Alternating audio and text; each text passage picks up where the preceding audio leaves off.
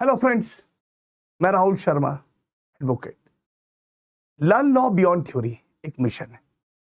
दोस्तों, आज मैं आपके साथ इस मिशन में बेल डिस्कस करूंगा।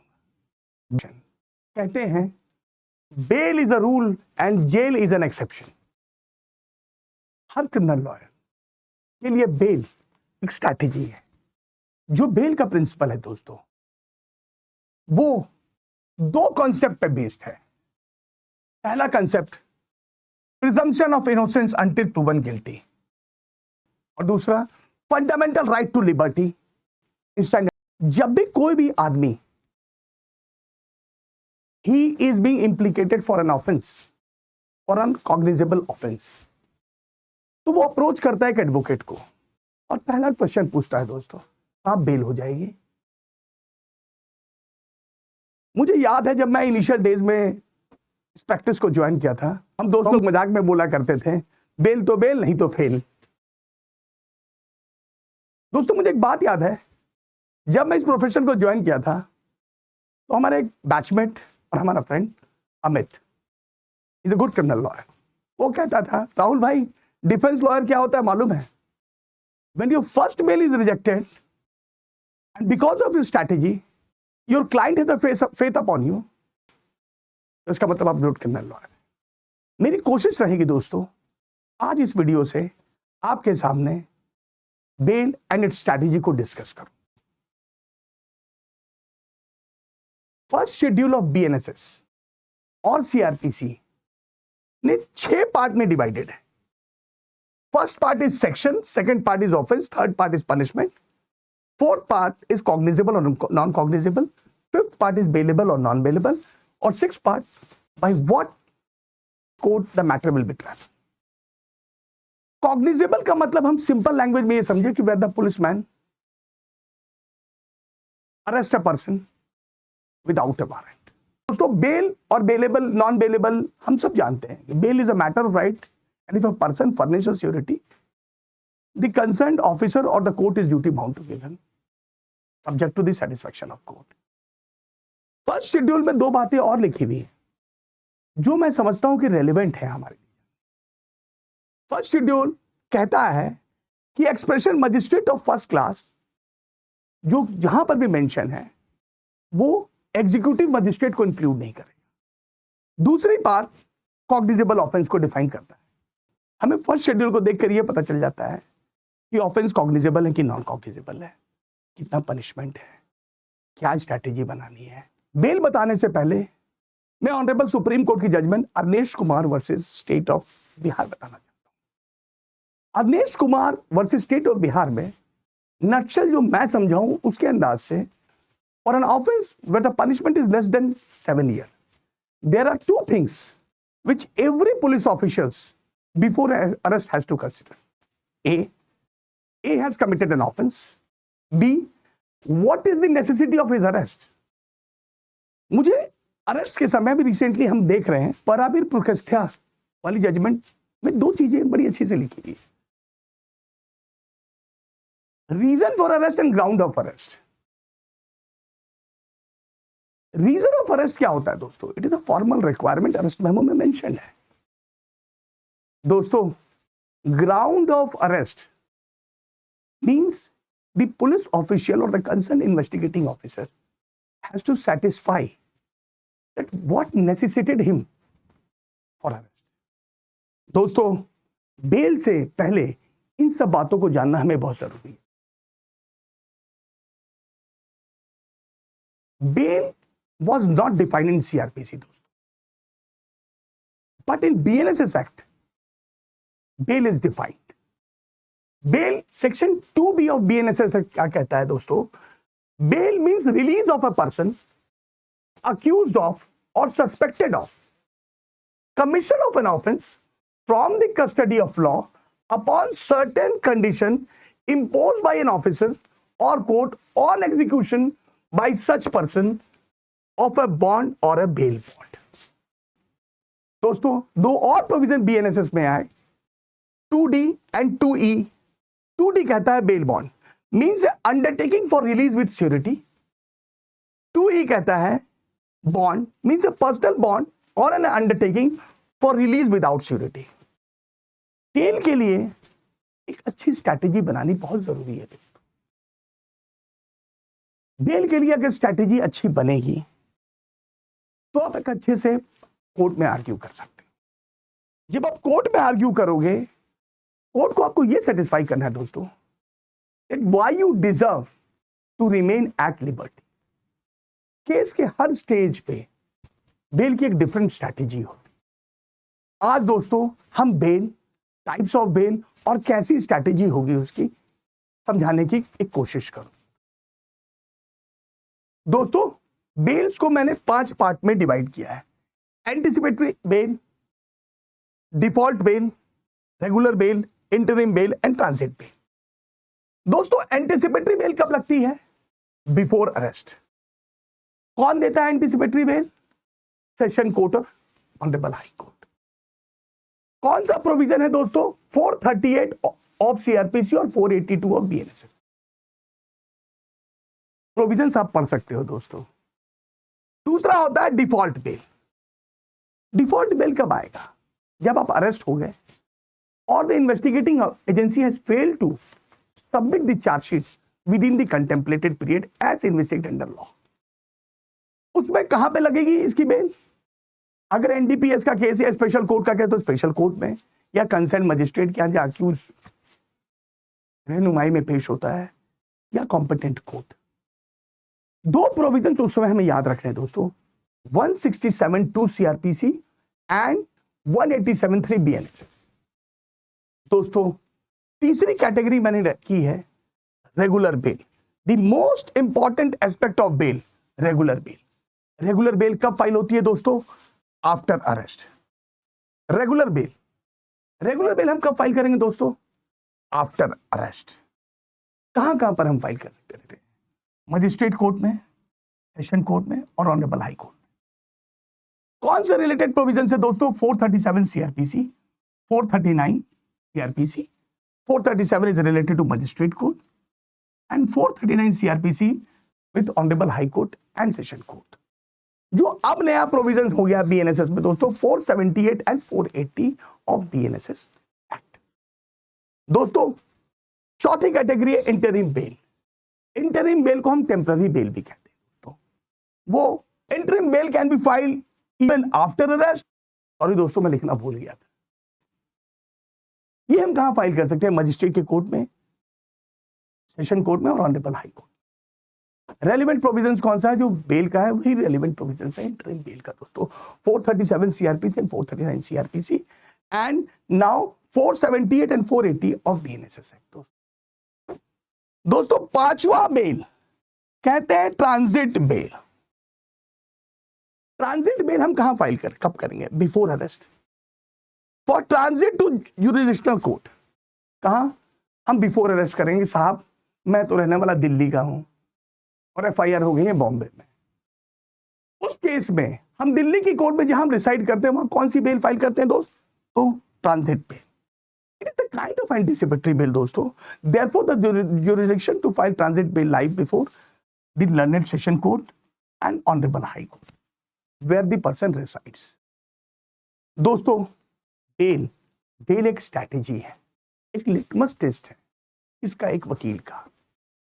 हर एक कॉमन लॉयर अगर वो बेल करा देता तो उसको पूरी ट्रायल मिलती है। तो बेल के लिए हमें कैसी स्ट्रैटेजी बनानी है, मेरी एक कोशिश है दोस्तों, इस वीडियो में मैं आपके सामने वो सारी स्ट्रैटेजी रखूं जो मेरा एक्सपीरियंस है दोस्तों। तो मैंने बेल को 5 पार्ट में डिवाइड किया, पांचों की डिफरेंट स्ट्रैटेजी। और मेरा तो ये भी कहना है दोस्तों, रेगुलर बेल की तो हर स्टेज पर एक डिफरेंट स्ट्रैटेजी है दोस्तों। एंटिसिपेटरी बेल जब हम फाइल करेंगे दोस्तों तो हम फैक्ट को बहुत ब्रीफ में लिखेंगे। एंटिसिपेटरी बेल फाइल कब होती है दोस्तों? When I have an apprehension of getting arrested. तो इसीलिए दोस्तों पहले हम फैक्ट इन ब्रीफ लिखेंगे। सेकेंड चीज हम लिखेंगे दोस्तों कि what is the reason from which I have derive a conclusion कि I have an apprehension of getting arrested. दोस्तों तीसरा पॉइंट है, हमें शो करना है कोर्ट को कि the prima facie the case is false against me. The allegations are afterthought. Allegations have been made to falsely implicate me. चौथा दोस्तों, एप्लीकेबल जजमेंट्स, प्रोविजंस जिसमें आप इंप्लीकेटेड है उससे रिलेटेड जजमेंट, और उन केसेस में जहां पर ऑनरेबल सुप्रीम कोर्ट ने और ऑनरेबल हाई कोर्ट ने हमें बेल दी है। दोस्तों, पांचवा है willingness to cooperate investigation, because I have been falsely implicated to bring truth before the court, I am ready to join investigation. Very important aspect दोस्तों। पांचवा, my past conduct, past antecedent मेरा कैसा है दोस्तों, कोर्ट को बताना है आपको। छठा, ट्रिपल टेस्ट। ट्रिपल टेस्ट हर बेल के लिए एप्लीकेबल है दोस्तों। ट्रिपल टेस्ट होता क्या है दोस्तों? ए, that the accused is not a flight risk. B, he will not temper evidence. And C, he will not influence witness. दोस्तों, एंटीसिपेटरी बेल के लिए प्राइमरली हमें यही स्ट्रैटेजी बना के चलनी है दोस्तों। Other strategy fact and circumstance of case के साथ बदलती भी है दोस्तों। मेरी अब आते हैं, सेकंड है रेगुलर बेल। मैंने रेगुलर बेल को 3 पार्ट में कैटेगराइज किया है दोस्तों। A, I file an regular bail immediately after the registration of an FIR, because accuse की फैमिली तो साथ बेल लगा दो। B, after the filing of chargesheet, और सी, ड्यूरिंग ट्रायल। मैंने 3 पार्ट में इस स्ट्रैटेजी को डिवाइड करने की एक कोशिश की है दोस्तों। A, regular bail immediately after the registration of FIR. उसके लिए मैंने कहा है दोस्तों, timing of FIR vis-a-vis the allege offence. हम एफआईआर की जब पहला पन्ना देखेंगे दोस्तों, तो उसमें अकरेंस, टाइमिंग, ये वो सारी चीज लिखा रहता है, कॉलम वाइज लिखी हुई है। उससे फाइंड आउट करने की कोशिश करेंगे कि whether there is a delay in launching of FIR. Second दोस्तों, mode and manner in which the FIR was registered. कैसे रजिस्टर्ड हुआ है, फिर किसने कहा, क्या हुआ, कहीं मैंने भी तो कहीं कॉल नहीं किया था। All these fact has to be seen at the time when I filed the bail application, immediately after the registration of FIR. तीसरी चीज, we have to show that the ingredient of offense under which the FIR has been registered is not applicable to my fact and circumstance. दोस्तों, चौथी चीज, अगर आप FIR में name नहीं तो कोर्ट में जोर से बोलेंगे, sir I am not named in FIR, I have been falsely implicated. पांचवी चीज दोस्तों, एप्लीकेबल जजमेंट्स। जैसे ही आप रिसर्च करोगे वैसा आपको रिजल्ट मिलेगा दोस्तों। इसीलिए आपका रिसर्च पार्ट किसी भी केस में बहुत अच्छा होना चाहिए दोस्तों। Willingness to cooperate investigation, sir मैं तो कोऑपरेट करना चाहता हूं investigation, because I have been falsely implicated, therefore I want to bring true and correct fact before the court. Past conduct and now again the triple test, जो मैंने अभी आपको बताया था। छठी चीज, ready to abide all the condition. एक चीज मैं बहुत इंपॉर्टेंट चीज आपको बताना चाहता हूं दोस्तों। When you file a bail application immediately after the registration of FIR, as a prudent advice, don't disclose your defence. कोई भी ऐसा आर्गुमेंट लेने की कोशिश ना करो जहां पर आपका डिफेंस डिस्क्लोज होता है। Your parameters should be very close to all these things. इसके अलावा फैक्ट एंड सर्कमस्टेंस कुछ और डिमांड करता तो वो रखो। दोस्तों, एक बात मैं आपको बताना चाहता हूं, जब भी आप किसी भी प्रकार की बेल आर्ग्यू करो, create 5 bullet points. Every case is a 5 bullet point. You have to argue that 5 bullet point in the best possible way you can. दोस्तों, सेकंड मैंने किया है after chargesheet.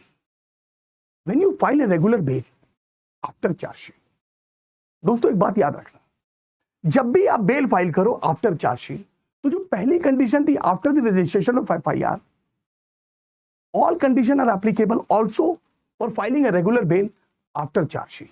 But here weakness of investigation which is apparent from the charge sheet procedure irregularity which is apparent from the charge sheet. You have to highlight all those things at the time when you argue a bail application after the filing of charge sheet. दोस्तों साथ में court को यह बताना है, उसमें list of, जब chargesheet file होती है तो उसमें एक लिस्ट ऑफ विटनेसेस होते हैं और डॉक्यूमेंट्स होते हैं, तो कोर्ट को यह बताना है कि एक्सपेक्टेड ट्रायल कितना लगेगा सर, और अज्यूमिंग विटनेसेस इंडिपेंडेंट नहीं है तो कोर्ट को बताना है the question of tampering will not arise because all the evidence are of police officials. अगर सारी एविडेंस डॉक्यूमेंट्री है तो you can request before the court that all evidence are documentary in nature, therefore the question of tampering will not arise.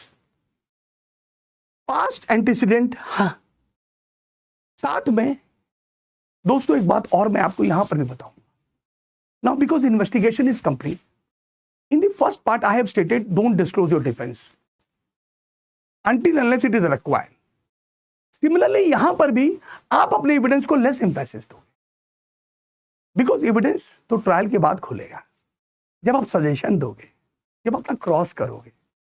इसीलिए bell एक strategy है दोस्तों, strategy से चलना है. तीसरा पार्ट मैंने बनाया है दोस्तों regular bail during trial. Part A bail after registration of FIR, part B bail after filing of chargesheet, दोनों एप्लीकेबल है. उसके अलावा हमें क्या खोजना है इसमें? तीसरी चीज, you have to additionally highlight the point as to how the prosecution witness have supported the case of prosecution. You have to show before the court that the prosecution witnesses which have been produced by the prosecutions have not supported the case of the prosecution, or the prosecution witness who appeared before the court are interested witness. दोस्तों साथ में अगर कोई witness hostile हो गया है तो you have to be very sound over this. आप बहुत कॉन्फिडेंट होकर कोर्ट को बताओ sir this witness who is a material witness. तीसरी चीज, you have to find material contradiction on the evidence recorded before the court.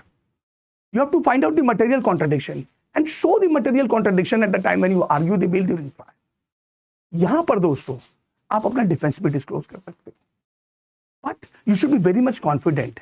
आपकी strategy, applicable judgements, बड़ा अच्छा रिसर्च करना है दोस्तों. पांचवी चीज है डिफॉल्ट बेल.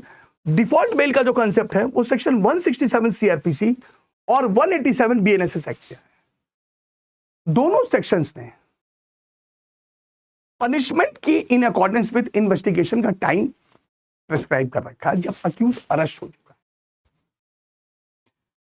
अगर offence punishable up to 10 year है तो 60 दिन है, और offence if it is punishable with more than 10 year life imprisonment और डेथ तो 90 दिन है दोस्तों. बड़ा अच्छे से अगर मान लो चार्जशीट 60 दिन में और 90 दिन में नहीं फाइल होती है तो बिफोर फाइलिंग ऑफ चार्जशीट आप अगर बेल लगा देते हो तो this is the ground for default of bail. अगर चार्जशीट 60 दिन और 90 दिन में फाइल नहीं होती है तो आप इमीडिएटली बेल लगा दो because this is a sufficient ground. You are not required to go on merits of the case. This ground itself is sufficient to establish before the court. But अगर उसने chargesheet file कर दी है और उसके बाद आप बेल लगा रहे हो तो that bail is not material. याद रखना. पांचवा है interim bell.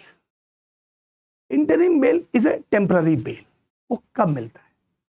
When there is a exceptional and urgent circumstances like medical emergency, family में कोई कंटीजेंसी आ गई, आप इंटरिम बेल लगाओ. जब भी दोस्तों आप इंटरिम बेल लगाओ, आप एक बात याद रखना, you should have comprehensive documentation to establish the necessity of interim bail. Medical है तो पूरी मेडिकल रिकॉर्ड लगाओ, ऑपरेशन होना उसके सारे कागज लगाओ, सारे टेस्ट लगाओ. साथ में दोस्तों एक बात याद रखना जो सबसे इंपॉर्टेंट है, it is not sufficient under law that there is a necessity in the family. What is additional requirement under law is that except you, nobody in your family can resolve the necessity. दोनों चीज की अवरमेंट अच्छे से लिखो, अच्छे से document. दोस्तों triple test और कंडक्ट भी इंटरिम बेल के लिए बड़ा इंपॉर्टेंट है. एक बात याद रखना दोस्तों, when you are defence counsel, अपने अक्यूज को टाइम से सरेंडर करो, because this is also conduct which the court will consider when you file the bail again before the court. दोस्तों पांचवा क्या है? Transit bail. Transit bail is also a facet of article 21 of. दोस्तों transit bail के लिए आप अपनी averment कैसे करें? दोस्तों reason for your false implication, आपको बताना साहब मैं दिल्ली का रहने वाला हूं, मुझे बॉम्बे में एफआईआर हो गई है, और क्या रीजन है कि मुझे उसने फॉल्सली इम्प्लीकेट किया है इस केस में। दूसरी चीज, comprehensive documentation to establish your inability to approach with the jurisdictional court. आपकी पूरी डॉक्यूमेंट होनी चाहिए कि साहब मैं यहां का रहने वाला हूं, मुझे ये बीमारी है, मुझे ये चीज है, मुझे ऐसे है, वो इतनी दूर है, मुझे टिकट लेनी होगी, मुझे बहुत कुछ करना होगा, मुझे एक वकील करना होगा साहब। पांचवा चीज आप जब भी करो एक बात याद रखना, इन्फ्लुएंस ऑफ कंप्लेनेंट के अवेयरमेंट जरूर लिखना।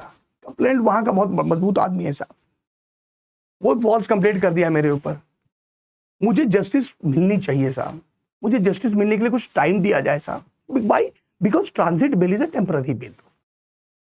ध्यान रखना दोस्तों, bail under the special act, मैंने एग्जांपल लिया एनडीपीएस एक्ट का।